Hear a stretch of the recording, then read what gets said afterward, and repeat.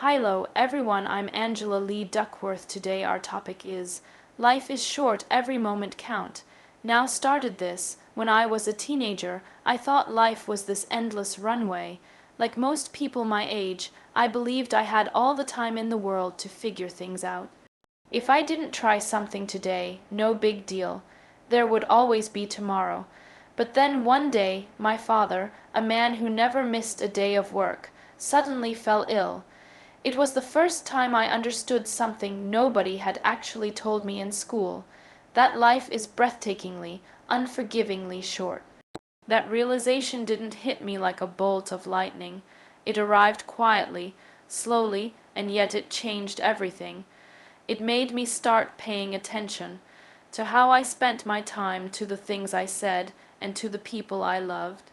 Because what I realized, and what I want to talk about today, is that if life is short, then every moment matters, and it's not about chasing perfection or constant achievement.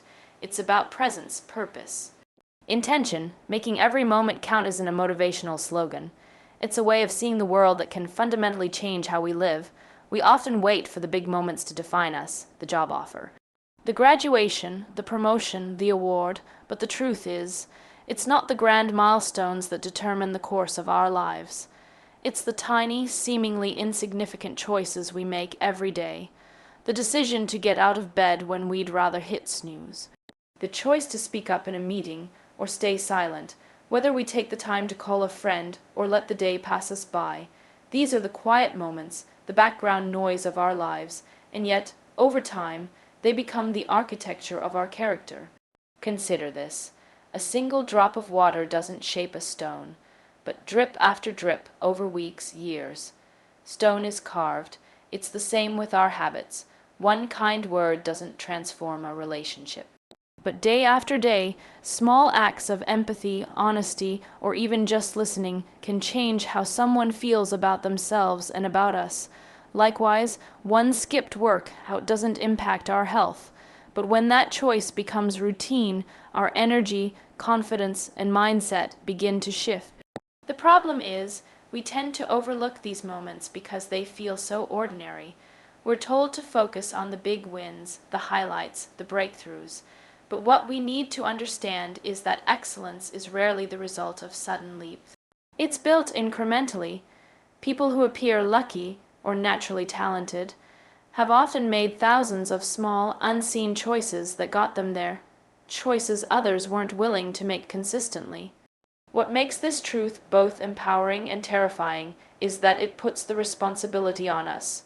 We don't control all the circumstances of our lives, but we do control our response to them, and in those responses, in those little forks in the road each day, we are constantly writing our story.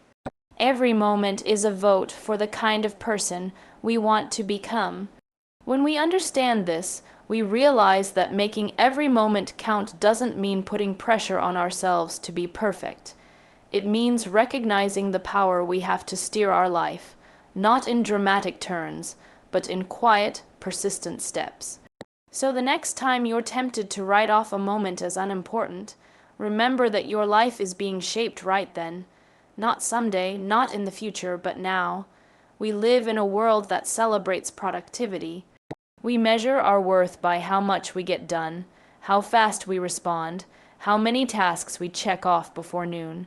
From apps that track our steps to calendars packed with meetings, we're conditioned to believe that busy equals valuable.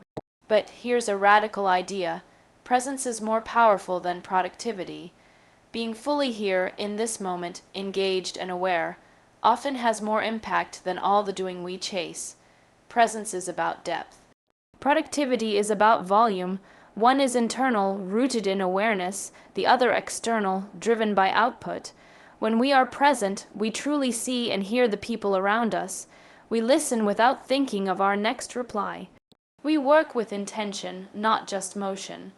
We experience life as it's happening, rather than rushing through it in search of the next accomplishment.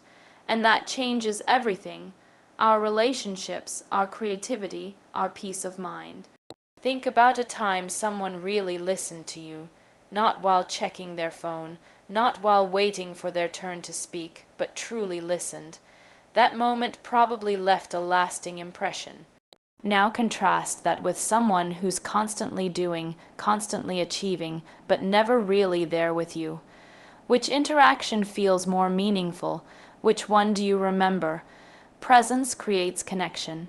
It makes people feel valued, understood, and safe.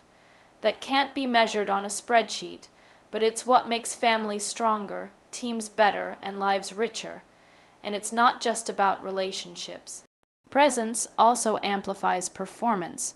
When we're fully engaged in a task, without distraction or hurry, we're more focused. We make fewer mistakes. We actually enjoy what we're doing rather than racing to get it over with. Ironically, by choosing presence over productivity, we often end up producing better results. The danger of worshiping productivity is that it can hollow out our lives. We get things done, but we don't feel fulfilled. We achieve goals, but miss the moments. We may look successful on the outside, but feel empty on the inside. Presence is the antidote to that. It teaches us to slow down, not to stop growing, but to grow consciously. It reminds us that life isn't something to manage or optimize. It's something to live. And here's the beautiful paradox. When you start practicing presence, productivity begins to take care of itself. You waste less time on distractions, you become more decisive, more creative, your conversations become more honest, your work becomes more meaningful, you stop needing to prove your value by how much you do, and start expressing it through how deeply you live. Being present doesn't mean doing less. It means doing what matters with your whole self. It means showing up, not just physically, but emotionally, mentally, spiritually, because at the end of the day, people won't remember how many tasks you completed. They'll remember how you made them feel, and you'll remember how alive you felt, because you were really here.